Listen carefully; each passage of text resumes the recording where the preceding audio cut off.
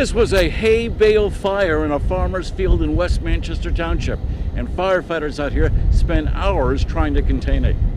The hay bales combusted spontaneously, according to Fire Chief Clifton Lockman. Hay bale fires, a lot of times when hay is put away wet, it could eventually self-combust just because of the heat as it dries out. So that's what we're dealing with here today, and with the high winds, it's driving it even more, so it's making it more difficult to put out. A backhoe was brought in to rip the bales apart. The field turned into a muddy pile. The National Weather Service issued a red flag warning for all the Susquehanna Valley. That indicates dry conditions, low humidity, and high winds. Together, it increases the potential for more woods fires.